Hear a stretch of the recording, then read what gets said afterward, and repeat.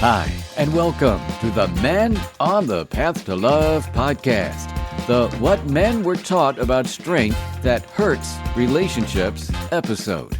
I'm Bill Simpson, your host.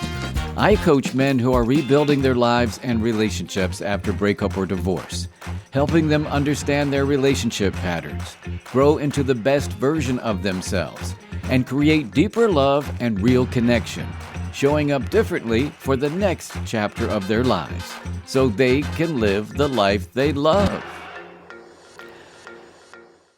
So, as part of this series on building a healthy relationship, I've talked about communication, emotional safety, conflict, trust, and the foundations that help relationships thrive.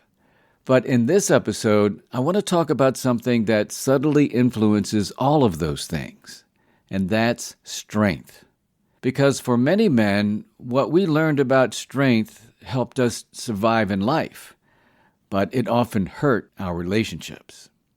And if you've ever found yourself feeling confused about where you stand as a man in relationship, wanting to be strong, but not knowing what that actually means, well, this episode is for you. You see, for most of my life, I thought strength meant being in control and, keeping my emotions close, handle my problems myself, don't let people see me struggle, be the one with the answers, fix the problem, push through whatever you're going through, and stay composed, man. Don't lose it. And if I showed too much emotion, if I admitted that I was afraid, if I cried, if I didn't have it all together, part of me felt weak. I felt ashamed, like somehow I was failing at being a man. The strange thing is that when I lived that way, it felt like I was doing exactly what I was supposed to do, right?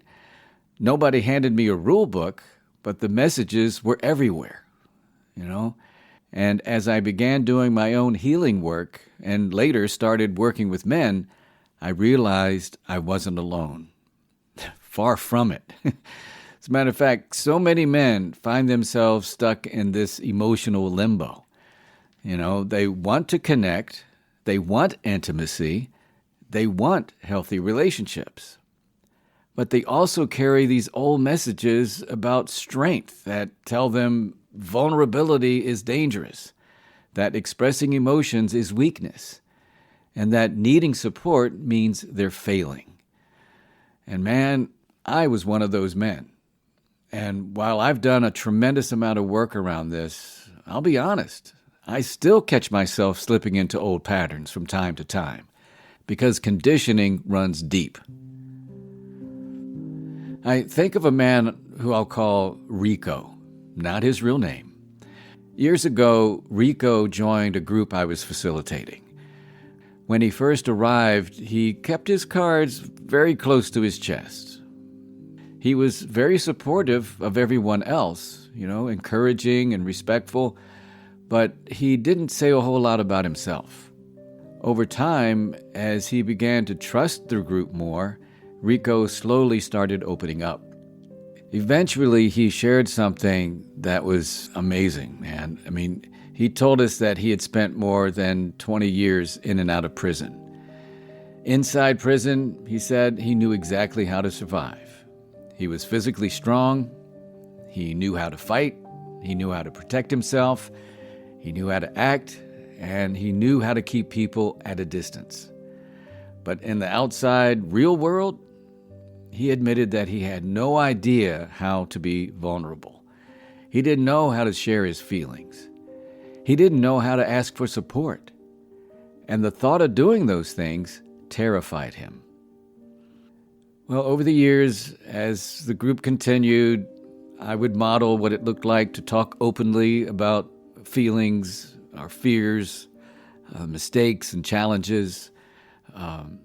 I taught mindfulness, mindful communication, vulnerability, compassion, and these are the very things that many men are taught to avoid, right? And one day, Rico looked at me and said something I'll never forget. He said, "Bill, you're the strongest man I know." And man, that hit me deep. Yeah, because he wasn't talking about physical strength. I'm a relatively small guy. So he wasn't talking about toughness. He was talking about emotional courage, the willingness to express my feelings, to be vulnerable, to communicate honestly and compassionately, and to stay open-hearted. And I got to tell you, hearing from Rico that I was the strongest man he knew, this guy who had survived most things people couldn't imagine. I know I couldn't. It was an incredible gift, man. And even though I knew those qualities represented real strength, a part of me still carried the old conditioning that vulnerability was weakness. And his words validated something I spent years learning. That strength isn't the absence of vulnerability. Strength is having the courage to be vulnerable. And today, Rico continues doing the work. He practices the skills he learned, he communicates differently, and he shows up differently. And I'm happy to say his relationship with his partner is healthier than it's ever been. And man, watching his growth has been one of the greatest privileges of my work. Yeah, man, Rico's story reminds us that surviving life and succeeding in relationships require different skills. The toughness that helps endure hardship isn't always the same strength that creates intimacy. Healthy relationships require a different kind of courage. It's the courage to be seen, the courage to be honest, the courage to stay emotionally present when everything inside you wants to shut down. And here's the thing. The reality is that many men were taught messages like, don't cry, man up, handle yourself, don't be weak, you don't need anyone, be tough, push through it. And oftentimes these messages came from parents or coaches, peers, the media, or the culture. And here's what's important to understand. Most people who taught us these things weren't trying to harm us. They were just passing down what they had learned themselves. And that's why I say over and over, yo man, it's not your fault. Yeah, most men were never taught the relationship skills they needed. And women too, for that matter, but I'm talking about us guys. And even though we weren't taught these skills, it is our responsibility to learn them now. Researcher and author Brené Brown has spent decades studying vulnerability and courage. And one of her most important findings is that vulnerability is not weakness. In fact, vulnerability is the foundation of courage, connection, trust, and love. And relationship researchers like Dr. John Gottman have found that emotional responsiveness and openness are among the strongest predictors of relationship success. Yeah, partners don't feel close because one person always has the answers. They feel close because they feel seen and heard, understood, and emotionally safe. And emotional safety cannot exist where emotional honesty isn't there. So what does strength actually look like? Well, real strength looks like taking responsibility for your actions, being accountable, owning your mistakes without getting defensive. Express your feelings and emotions without blaming others. Ask for support when you need it. Set healthy boundaries. Have those difficult conversations. Stay present during a conflict or an argument. Repair after mistakes. And choosing growth over your ego. And man, none of these things I mentioned are easy. In fact, it's much easier shutting down, avoiding, controlling, or pretending everything is fine. Yeah, that's the easy route. So what do we do? Well, I'm going to give you 3 ways you can start rewriting your definition of strength. Okay? The first thing is to notice your conditioning, what you were taught, the old stories. Ask yourself, what was I taught about being a man? What emotions were acceptable for men? And what emotions were forbidden, like what we couldn't do? Because when you have the awareness of these conditionings, that's where the change begins. And just because you were conditioned that way doesn't mean you have to keep that conditioning, that narrative, that story going. Think about it. Is that old way of conditioning working for you now in your relationship? The second thing is to practice naming your feelings. I talk about this a lot. So many men jump right from thoughts into solving the problem. So before you do any of that, pause and ask yourself, what am I actually feeling right now? Because a lot of times jumping right into solutions, it's a way of avoiding our feelings. So when you can identify what you're actually feeling, you may not have to solve that problem, recognize how you feel. And I always recommend Googling feelings chart. Google that and you'll get all kinds of emojis that show different emotions, and it can help you identify those feelings. And then practice identifying them. And the more you practice, the easier it gets. Building your emotional vocabulary builds emotional intelligence. And it takes practice.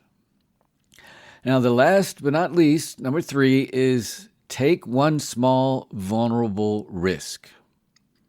It doesn't have to be a big, huge thing. Just tell someone how you're really doing when they ask you. Share one of your fears. It can be a minor one. Show and express appreciation. And do it a lot. This is big, man. And I've mentioned this before. My wife and I have been saying 3 appreciations to each other every night before going to sleep. And we've been doing this for over 17 years. And it's so effective in keeping the connection going. Another way to be vulnerable is to ask for help. And so many of us guys don't. We think we can do it ourselves, and then we get ourselves into a lot of trouble trying to bail our way out. So there's no shame in asking for help. And with these small moments of vulnerability, it lets your nervous system know and gives you evidence that being open and vulnerable is okay. It's safe. Now, some partners may take advantage of that and make it not feel safe. And that's on them for not creating that emotional safety that you need. So those are the 3 things. Notice your conditioning, practice naming your feelings, and take one small, vulnerable risk. And this might be helpful for you. I have 2 questions to ask yourself in terms of what strength means, okay? What definition of strength have you been carrying that may no longer be serving your relationships? All right?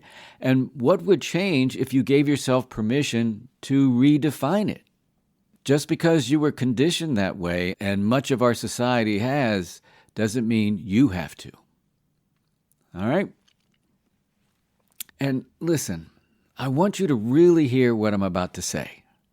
If you've struggled with this, this whole identity around strength, understand that you're not broken and you're not alone. You're likely carrying messages that were handed to you long before you knew how to even question them. And the good news is, strength can be redefined. Not by becoming less masculine. No, that's not what this is about. It's about becoming more whole. Because the strongest men I know aren't the ones who never feel fear. They're the ones who are willing to stay open, honest, and connected in the middle of it all. And if this episode resonated with you and you're rebuilding after a breakup or divorce, or you're trying to become the kind of man who can create a healthy, long-lasting relationship, then please visit my website, menonthepathtolove.com. You'll find resources, coaching opportunities, podcast episodes, and tools designed to help you grow into the strongest version of yourself. Not through control or guarding your emotions, but through awareness, courage, and connection. All right, it is time now for my quote of the week, and it comes from author and musician Chris Jami. He says, quote, "To share your weakness is to make yourself vulnerable. To make yourself vulnerable is to show your strength," unquote. Yeah, man, real strength isn't pretending you have it all together. It's having the courage to let others see the parts of you that aren't. Vulnerability doesn't make you weak. It actually reveals the strength that was there all along. And that's going to do it for this episode of the Men on the Path to Love podcast. The What Men Were Taught About Strength That Hurts Relationships episode. I'm Bill Simpson, your host. Thank you so much for listening. Now, coming up on the next episode of the Men on the Path to Love podcast, as I wrap up this series on building a healthy relationship, there's one final piece I need to talk about. Because after learning about communication, conflict, emotional safety, trust, commitment, and redefining strength, many men discover something that surprises them. When they finally find themselves in a healthy relationship, it doesn't always feel the way they expected. In fact, sometimes healthy feels unfamiliar, and sometimes it even feels uncomfortable. Why? Well, that's exactly what I'll be exploring in the next episode. And I'll leave you with this to think about. If a healthy relationship felt different from what you're used to, would you recognize it, or would you mistake it for something being wrong? Yeah, give that some thought. And please join me next time for the Why Healthy Relationships Can Feel Uncomfortable at First episode. And look, if you found value in what you heard in this episode, then please share the link and share the love. Share it with another man who might need to hear it. And until next time, keep your heart open and stay on the path to love.